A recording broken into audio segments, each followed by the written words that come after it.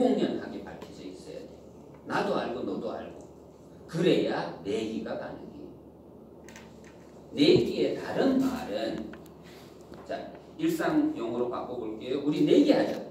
그 내기하고 나서의 두 사람이 취해야 할 행동은 뭐냐 하면 최선을 다하는 거예요.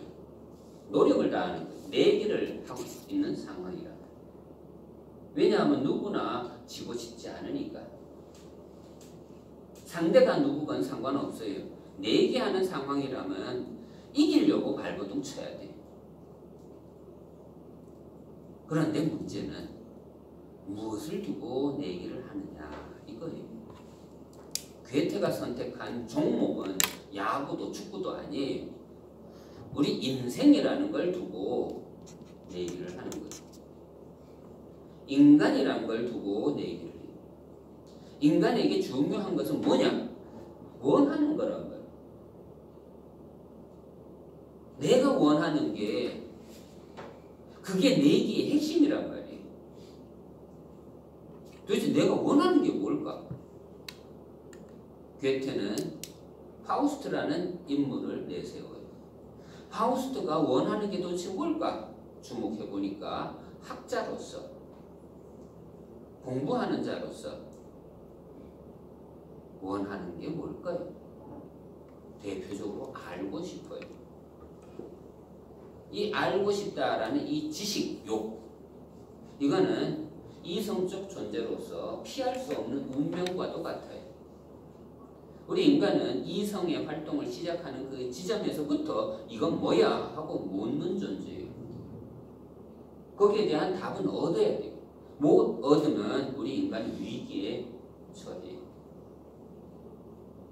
그리고 모험여행이라고 또 제가 제목을 달았는데, 이 모험이라는 것, 즉 알고 싶다라는 욕망이 전제하는 것은 내가 모르고 있다라는 거예요. 모르고 있는 것으로 나아갈 줄 알아야 알이라는 것을 얻을 수 있단 거예요. 그렇다면 알고 싶다면 모르는 곳으로 향할 수 있어야 돼요. 목숨을 걸 수 있어야 돼요. 모르는 것에 대해서. 그래야 모험이 가능해져. 조금이라도 내가 알고 있다면 그 모험 여행이라고 하지 않아요. 그냥 뭐라고 할 거예요? 그런 걸 그냥 확인 여행이라고 할 거예요. 자, 제가 성들 한번 읽어볼게요. 성서번역. 노스트라다무스의 책에서 위로를 얻지 못한 파우스트는 이제 성경책을 펼쳐든다. 즉 학자가 하는 일이 뭘까? 책을 이것저것 읽어보는 거잖아요. 내가 이 책 읽어라, 이 책 읽어라 하면은 제자는 읽어야 돼. 피하지 말고. 하루 만에 읽어라. 하루 만에 읽어내야 돼. 그러니까 예를 들어서 100m를 달리느냐 마라톤을 하느냐에 따라서 내가 힘을 사용한 것을 잘 배분할 줄 알아요. 내가 하루 만에 읽어라. 그러면 아무리 내가 열심히 읽는다 해도 한 8시간밖에 읽을 수 없다, 하루가. 그러면 8시간 내에 한 책을 읽어야 된다면은 딱 시간 나눠갖고 1시간에 내가 얼마나 읽어야 되는지 딱 배분을 해서 읽을 줄 알아요. 아니면 내가 2주일 동안 읽어라. 그럼 2주일 동안 하루에 얼마를 진도를 나가야 될지 그걸 지킬 줄 알아야 돼요. 즉 다독과 정독을 할 줄 알아요. 자유자재로. 다독에 대한 임무라면 하루에 한 10번씩 읽어야 돼요. 교보문고 가서 딱 서갖고 순식간에 한 권을 한 10초 만에 한 권을 지금 서론 딱 읽어보고 그 목차 한번 보고 그럼 대충 이 책의 어떤 구조가 보인단 말이에요. 그럼 그걸로 끝! 집어넣어요. 우리는 이성적 존재라서 이성적 존재는 기계가 아니고 로봇가 아니라서 기억을 못해요. 잊을 수 있단 말이에요. 하지만 그 다음에 가서 또 한 번 보고 또 보고 그러다 보면 서서히 기억이 될 거예요. 그게 중요해요. 꼭 2주일 동안 앉아갖고 혹은 한 달 동안 앉아갖고 혹은 60년 동안 앉아갖고 이 파우스트를 주구장창 읽는다. 그것도 잘못된 독서 방법이에요. 그렇게 읽으면 일주일 전에 읽은 거 다 까먹어요. 읽으면서도 내가 뭘 읽고 있나 몰라요. 너무 늦어도 안 되고 너무 빨라도 안 되고 적당히. 그래서 다독과 정독은 균형을 잘 잡아라. 이성을 가진 자는 그걸 잘 할 줄 알아야 대가가 된 삶의 대가, 이성의 대가, 생각하는 존재로서의 대가가 되는 거예요. 그래서 지금 괴테는 노스트라다무스의 그 예언서를 읽었지만 그 예언서는 어떻게 보면 수백 년이 지나면 어떻게든 끼고 맞춰줘요. 아, 뭐 별이 이럴 때는 뭐 홍수가 났다. 날 거야. 수백 년이 지나면은 그러한 우연의 일치는 어쩔 수 없이 일어날 수밖에 없어요. 그걸 가지고 막 케네디가 암살된 걸 뭐 노스트라다무스 벌써 예언했다. 아우, 그런 헛소리 하지 말라. 노스트라다무스한테서 괴테는 한계를 느꼈어요. 그렇다면은 성경책, 이 인류의 최고의 저서, 성경책을 능가하는 책은 없어요. 최고의 고전이. 온 인류의 30% 이상이 기독교인이에요. 제발 좀 인정하세요. 3명 중에 1명 기독교인이에요. 인정 좀 하세요, 제발.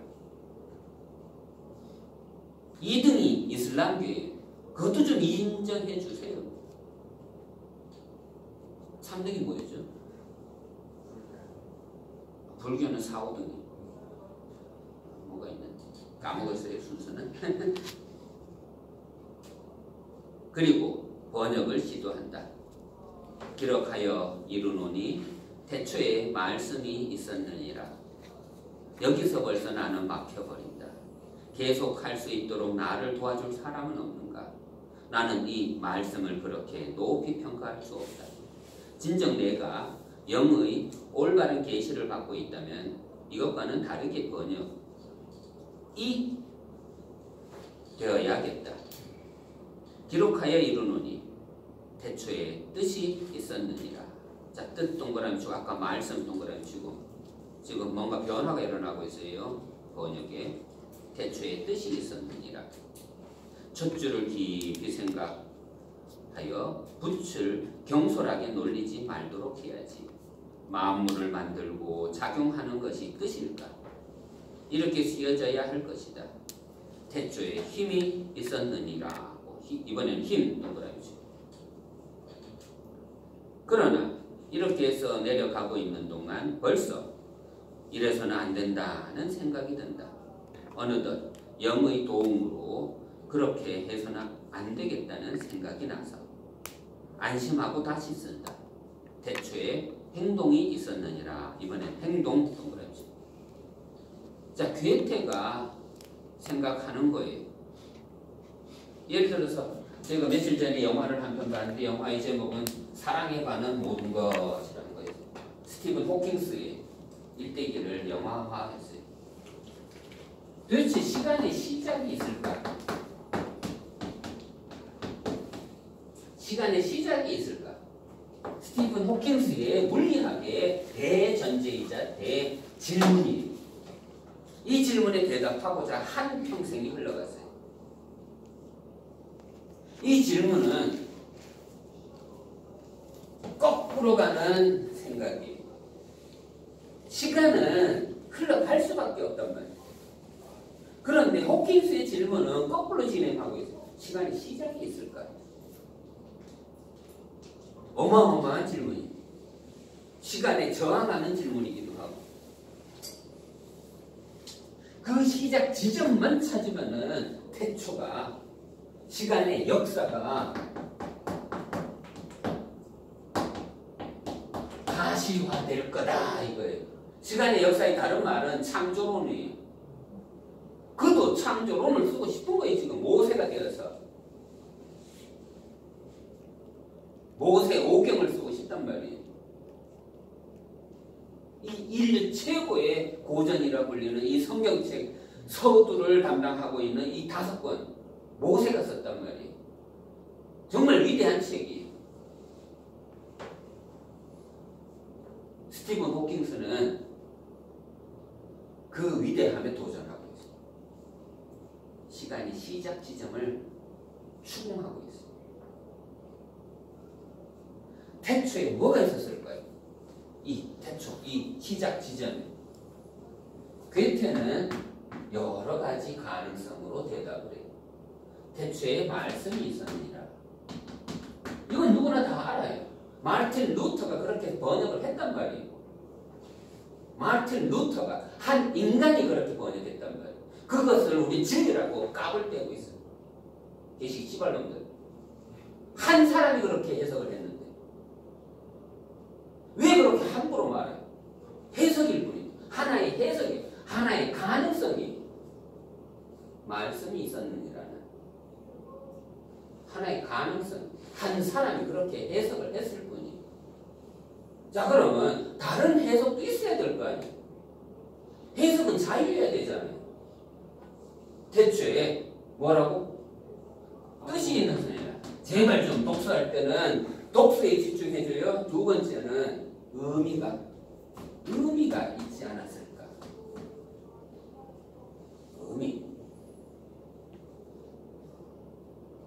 의미가 있었으니까 뭔가가 시작이 되었겠지. 시작 이후라는 거.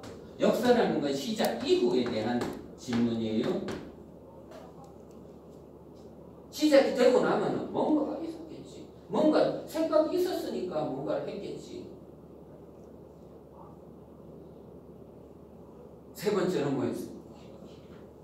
세 번째 빨리 컨닝해. 네? 힘이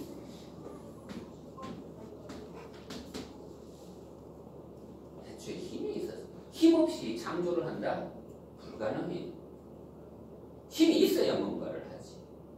힘이 있어야 첫발도 내딛지. 힘이 있어야 글도 쓰지. 힘은 있어야 생각도 하지. 예를 들어서 저의 리듬이 있는데 저의 리듬은 뭐냐 하면은 글을 쓰기 위해서 다 포커스가 다 맞춰져 있어요. 글을 쓰기 위해서는 배가 아파도 안 돼. 잡생각이 들어도 안 돼. 제 나름대로 리듬을 정말 철두철미하게 지켜요. 이제 내 인생에 남은 거 이제 100세 시대라면은 내 인생에 이제 남은 게 이제 한 반세기 정도 뿐인데 이 반세기 정도 동안 내가 하고자 하는 말 다 하고 죽고 싶단 말이야. 쓰고 싶은 책 다 죽고 싶단 말이야. 그러려면은 정말 제 리듬을 잘 타야 돼요. 힘이라고 하는 거는 잘 맞춰져야 힘이 나와요. 우리 2002년 히딩크가 가르쳐 준 거예요. 우리의 목표는 월드컵에 나가서 우승하는 게 이기는 게 목표지 지금 연습 게임 하고 있는 거에서 뭐 잘 보인다 그런 거 필요 없다 그랬어요. 막 연습 게임 할 때 막 5대0으로 깨지고 막 그랬잖아요. 그때 우리 얼마나 욕을 했어요. 저 히딩크 내쫓으라고. 근데 그때 히딩크가 한 말이 아직도 기억나요. 우리의 포커스는 월드컵에 맞춰져 있다. 지금 뭐라고? 욕하지 말아달라. 그래 정말 월드컵 나가서 정말 사건을 내잖아요. 예를 들어서 오늘 하루 같은 경우는 오늘 4시부터 6시까지 강의가 있기 때문에 거기에 맞춰서 오늘 하루는 다 짜여져 있어요. 여기 오기 전에 좀 한숨도 자야 되고 좀 정신도 좀 풀어놔야 돼요. 왜냐 아침부터 글을 썼단 말이에요. 그 글 쓴 거 막 거기에 생각이 얽매여 있다고 여기 강의 오면은 갑자기 생각 전환이 잘 안 돼요. 좀 풀어놔야지 일단. 힘을 발휘하려면은 그러니까 조건을 잘 만들어 줄 줄 알아야 돼. 그 다음 네 번째. 여기에도 근데 만족 못한다 이거. 이것도 전부 다 가능성을 얘기하고 있을 뿐이에요. 나머지 네 번째는 행동. 자, 행동. 다른 가능성을 다 대변하고 있다고 생각해도 돼요. 왜냐하면은 괴테는 여기서 수도권 하니까 행동이라는 이 가능성 앞에서 또 다른 가능성을 생각해내지 못하니까 괴테가 생각하는 최고의 이념이라고 보면 돼요. 즉 파우스트 전체를 관통하는 괴테의 철학이라고 보면 돼요. 괴테의 철학은 행동 철학이에요. 행동하라 이거예요. 행동하라. 행동의 다른 말은 지난 시간에 뭐였어요? 인간은 노력하는 동안 방황한다. 외워야 돼요. 인간은 노력하는 동안 방황한다. 즉 두 가지 다 중요해요. 노력하라. 방황하라. 그게 바로 행동 철학이라는 큰 개념으로 묶을 수 있는 것이다. 또 읽어나갈게요. 지금 파우스트는 요한복음 1장 1절을 번역하고 있다. 그런데 첫 줄부터 말썽이다. 루터는 이렇게 번역했다. 태초에 말씀이 있었느니라고. 로고스의 신을 부각시킨 것이다. 태초에 세상의 처음이라는 그 지점에 말씀이 모든 것을 창조했다.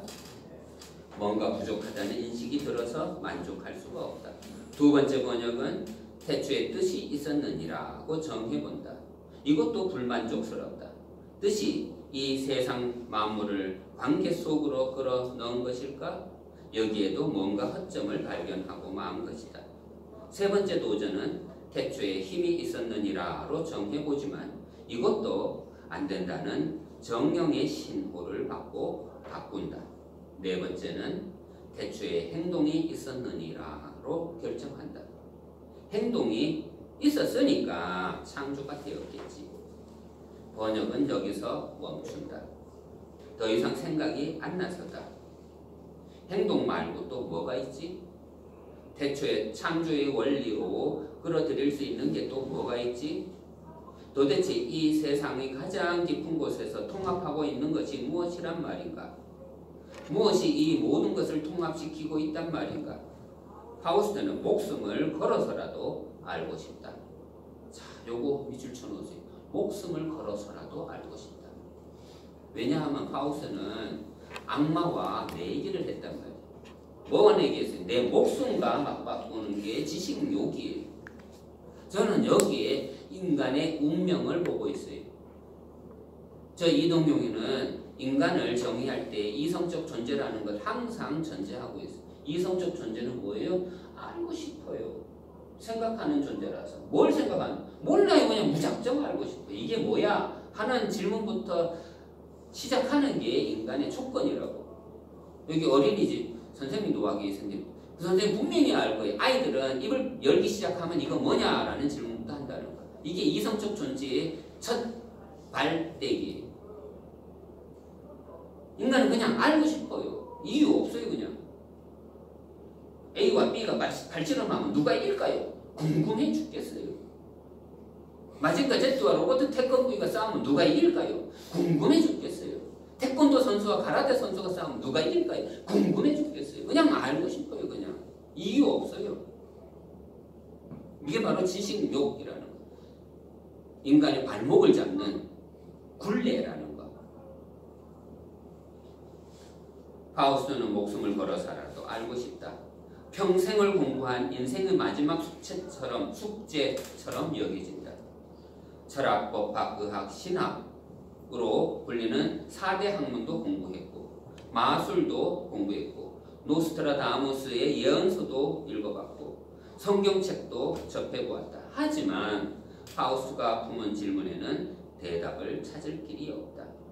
학자의 위기다. 알고 싶은데 알 수가 없어서 고통스럽다. 사실 신학은 최후의 보루와 같았다.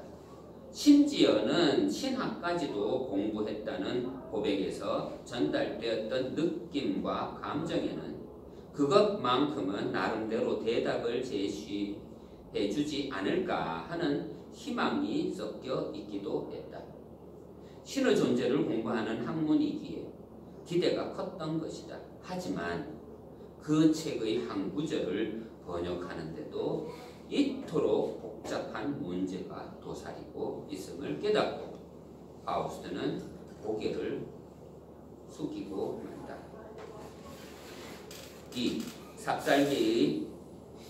이것이 삽살개의 정체였구나. 이건 대사예요. 이거 따옴표를 제목 안에도 이렇게 쳐놔야 될 것 같으니 수년 전 필자는 독일 현지에서 괴테하면 떠오르는 구절을 생각나는 대로 적어달라는 설문지를 돌린 적이 있다. 그때 단연 1등을 한 구절이 이것이 삽살개의 정치였구나 였음을 알고 의아해 했다. 왜 이게 이토록 유명한 구절이어야 하지? 당시 논문을 쓰면서 스스로에게 던졌던 질문이었다. 이 질문에 답하기 위해 삽살개가 등장하는 대목부터 차근차근 읽어보자. 장소는 계속해서 서재다. 중세의 기운이 넘치고 있는 곳이다. 높지만 답답함이 극에 달한 곳이다. 서재에서 파우스트는 밤을 인식한다. 그리고 우리의 마음에 보다 나은 영을 일깨워준다. 난폭한 행동을 하려는 야성의 충동은 잠들고 이제는 오직 인간에 대한 사랑과 신의 사랑만이 되살아난다고 말한다. 밤이지만 보다 나은 영이 깨어나는 기분이다. 또 다른 의식이 깨어나고 있음을 인식한 것이다. 그리고 사랑이라는 감정을 느낀다. 인간에 대한 사랑과 신의 사랑만을 느낀다. 인간을 향한 사랑도 신을 향한 사랑도 모두 중요하다. 이 중에 하나를 선택할 수도 없는 노릇이다. 육체를 갖고 살아야 하면서도 생각하며 살아야 하기도 하다. 자, 육체 밑줄 쳐놓고 생각 밑줄 쳐놓고. 이 이분법. 베타적으로는 도저히 다가설 수 없는 이분법이. 육체도 갖고 있고 생각도 해야 하는 게 우리 인간. 밥도 먹어야 되고 생각도 해야 되고. 그것이 인생이다. 땅도 보고 하늘도 보며 살아야 한다. 밤과 낮이 주어져 있는 것처럼 불행과 행복도 주어져 있을 뿐이다. 땅도 하늘도 있는 그대로 주어져 있을 뿐이다. 그것을 어떻게 생각하느냐는 생각이 임해야 하는 우리의 몫이다. 그런데 이런 인식을 방해하는 존재가 서재에 등장한다. 삽살개다. 조그만 개다. 책으로 말하자면 그리 위협적인 존재가 못 된다. 그런데 그 삽살개가 생각을 방해한다. 시끄럽게 지저대고 있어서다. 삽살개야, 조용히 해라. 이리저리 뛰어다니지 말라. 조용히 있을 수 없는 존재. 그래서 공부에 방해만 되는 존재. 그가 바로 삽살개다. 마치 에덴 동산의 뱀처럼 말로 생각을 헷갈리게 하는 그런 능력을 가졌다거나 할까. 삽살개야, 으렁대지 말아라. 신성한 음조가 지금 내 온 영혼을 차지하고 있을 때 짐승의 소리는 여기에 어울리지 않는다.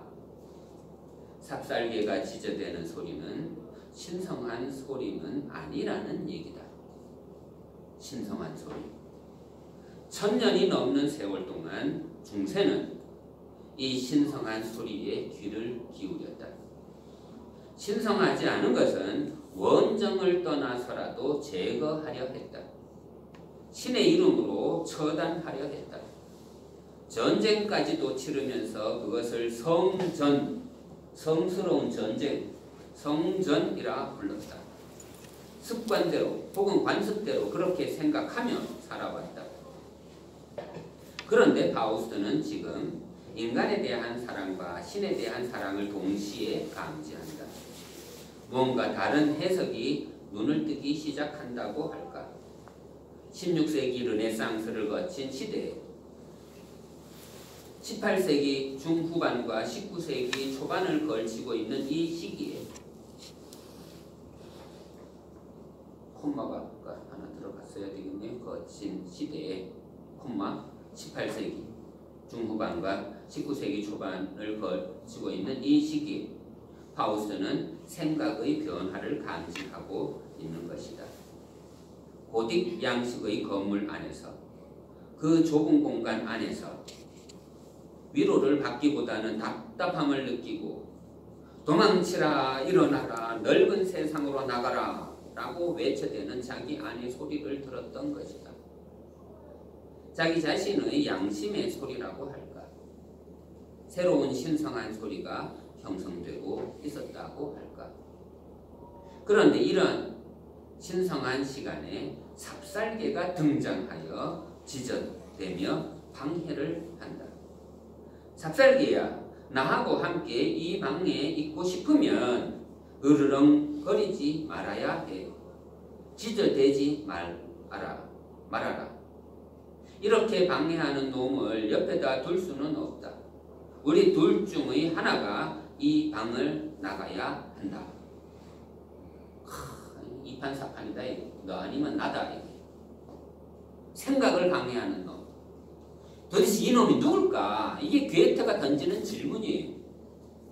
우리는 생각하는 존재고 우리는 이성적 존재인데 이 이성적 존재를 방해하는 게 뭘까? 삽살개라고 하는데 이 삽살개의 정체가 뭘까? 괴테가 던지는 질문이에요. 이 삽살개가 도대체 누굴까? 파우스트는 단호하게 대처한다. 방을 나가든가 조용히 하라는 것이다. 그때 삽살개는 서서히 모습이 커져만 간다. 삽살개가 가로 세로로 커지고 있다. 힘차게 일어나고 있다. 저것은 개의 모습이라고 할 수 없다. 개가 아니라면 무엇일까? 파우스트는 그 현상을 주시한다. 그리고 그 커짐과 함께 귀신들이 서재안을 가득 채우며 위협한다. 하지만 파우스트는 두려워하기는커녕 수많은 주문을 외우며 맞선다. 앞으로 나와 결판을 내라. 그러자 안개가 사라지고 메피스토펠레스가 등장한다. 자, 이게 삽살개의 정체라는 거예요. 삽살개의 정체는 악마라는 거예요. 우리 이성을 헷갈리게 하는 놈이 바로 악마라는 대답이에요. 그래서 제가 독일 가서 설문조사할 때 접했던 이 낯설음, 괴테하면 떠오르는 구절을 적어달라 했더니 독일 국민들이 적어준 문구가 이게 바로 삽살개의 정체였더냐.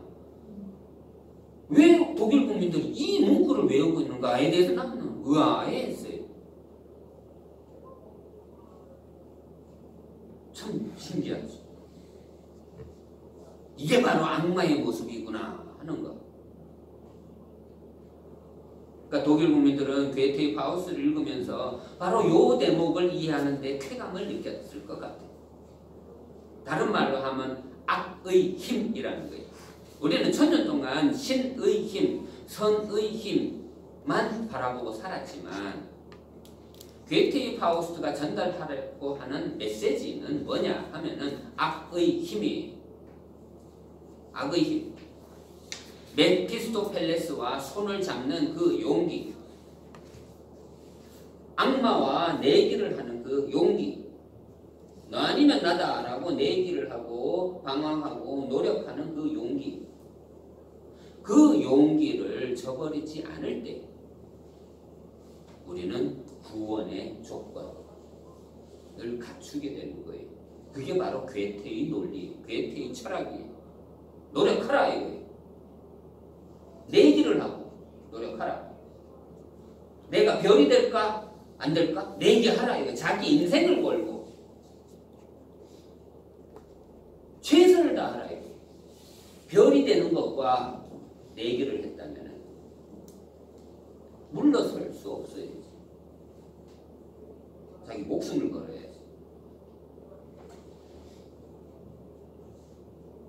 방랑하는 학생 차례입니다. 메피스토. 그 삐딱하게 써놓은 거는 그 인물 이름이에요. 그 다음이 대사예요. 그렇게 야단칠 건 없지 않나요? 무슨 일인가요? 파우스트. 그러니까 이것이 삽살개의 정체였구나. 생각을 방해하는 존재. 그가 바로 메피스토펠레스다. 생각하는 존재에게 가장 위협이 되는 존재다. 이것을 알아차렸을 때 하는 소리가 이것이 삽살개의 정체였구나 하는 것이다. 독일 사람들이 괴테가 한 말 중에서 가장 좋아하는 문구다. 알면 간단하다. 정체를 알고 나면 쉽다. 쉽게 속아 넘어가지 않을 수 있다는 얘기다. 3. 악마와의 계약과 그 계약의 조건. 이 강성식 선생님은 이런 거에 법학과 교수님이니까 법과 관련된 이 계약법 한번 많이 도와주세요. 계약이 여기서 그 팍트하고 페어 빈덴이 나오네요.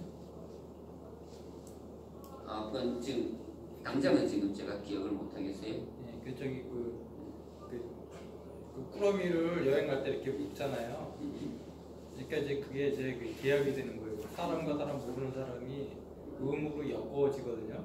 약속의 이행으로 그런 걸 이제 계약이 되는 건데 이제 그 추구하는 삶을 추구하는 이제 파우스트하고 악마랑 이제 계약을 하는 게. 제가 한번 살펴볼게요. 계약으로 번역되는 단어가 여러 개가 있어요. 한 서너 개가 있는데 그거 다 모아보면은 이제 괴테가 추구하는 계약이 도대체 뭔지 알 거예요.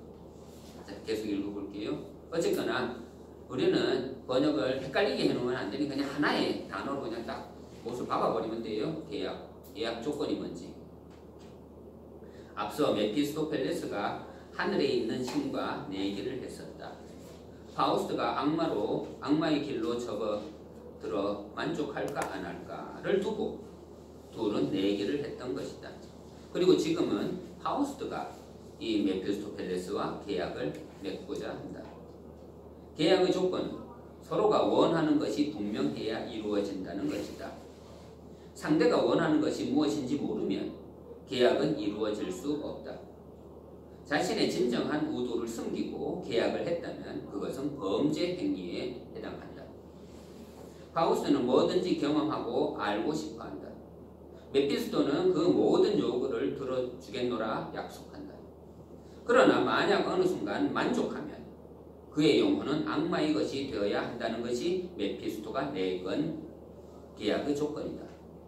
만족하면 파우스트가 지고 만족하지 않으면 파우스트가 지게 되는 그런 경쟁 구도가 설정된 것이다. 경쟁 구도 밑줄 쳐놔요. 경쟁 구도. 그게 파우스트의 핵심이에요. 경쟁 구도를 찾아내야 돼요. 읽으시면서. 과연 누가 이길까? 괴테는 이 작품이 끝날 때까지 이 문제를 천착해 들어간다. 오타났어요? 천착해 들어간다. 끝까지 물고 늘어져.